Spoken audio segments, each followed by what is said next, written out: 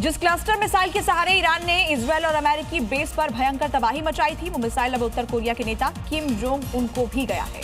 इसका उत्तर कोरिया ने सफल परीक्षण भी कर लिया है, जिसने दक्षिण कोरिया और जापान समेत कई देशों की टेंशन को बढ़ा दिया है। लेकिन रविवार को उत्तर कोरिया ने जैसे ही बैलिस्टिक मिसाइल का परीक्षण किया, उससे पूरी दुनिया दहशत में आ गई।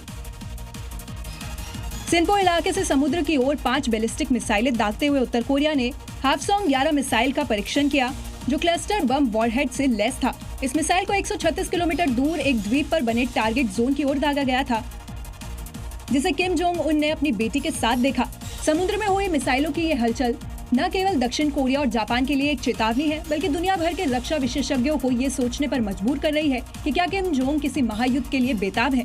अमेरिकी अधिकारियों की तरफ से बड़ा दावा किया गया, ट्रंप अब और लड़ना नहीं चाहते हैं। उन्होंने कहा, लेकिन अगर उन्हें लगेगा कि लड़ना जरूरी है तो वो जरूर लड़ेंगे। तो अमेरिका ईरान तनाव पर इस बयान को भी बेहद अहम माना जा रहा है। कहा, ट्रंप अब और नहीं लड़ना चाहते हैं, लेकिन अगर जरूरी लगा तो लड़ेंगे। इधर अमेरिका के लॉस एंजलिस एयरपोर्ट पर एक शमीम माफी नाम की ईरानी महिला को गिरफ्तार किया गया है, जिस पर ट्रंप के गढ़ में रहकर ड्रोन और बमों की इंटरनेशनल लेवल पर डील करने का आरोप है। ईरान के खतरनाक हथियार इसमें शामिल हैं। तस्वीरों में नजर आ रही शमीम माफी काफी ग्लैमरस है। अमेरिका में आलीशान जिंदगी जी रही थी, लग्जरी शौक रखती थी, लेकिन अब अमेरिका में सलाखों के पीछे पहुंच गई है, क्योंकि ये कोई मामूली लड़की नहीं है, बल्कि इंटरनेशनल लेवल की हथियार तस्कर है, जिसका नाम है शमीम माफी, जो ट्रंप की नाक के नीचे बड़ा खेल खेल रही थी। इसकी ओमान में एक रजिस्टर्ड कंपनी है, जिसके जरिए ईरान और सूडान के बीच करीब 580 करोड़ रुपए से ज्यादा का हथियारों का सौदा कराया। जहां 2023 से गृह युद्ध जारी है और ड्रोन जैसे हथियार युद्ध की दिशा बदलने में अहम भूमिका निभा रहे हैं। इस डील में ईरान के खतरनाक मोहाजेर 6 हथियारबंद ड्रोन और 55,000 बम फ्यूज शामिल थे। और अब दिखाते हैं आपको अलग अलग राज्यों की 5 बड़ी खबरें।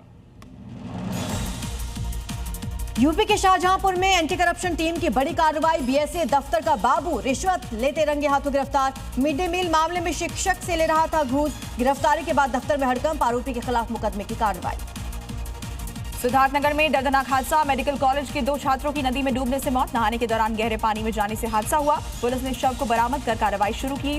परिसर में मातम का माहौल। बागेश्वर के कपकोट में बड़ा सड़क हादसा, बारातियों से भरी एक गाड़ी अनियंत्रित होकर दुर्घटनाग्रस्त हो गई। हादसे में 8 से 10 लोग घायल हुए हैं। पुलिस, एसडीआरएफ, एम्बुलेंस मौके पर, राहत बचाव कार्य जारी।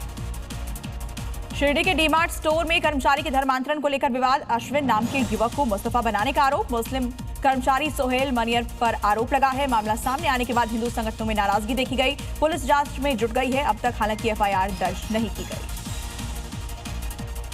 दिल्ली के पांडव नगर में मोमोज खाने से 1 दर्जन से ज्यादा बच्चे बीमार हो गए। एक की हालत गंभीर है, आईसीयू में भर्ती है। फास्ट फूड शॉप में गंदगी, सड़ा खाना मिलने पर निगम ने कार्रवाई की, दुकान का चालान काटा गया।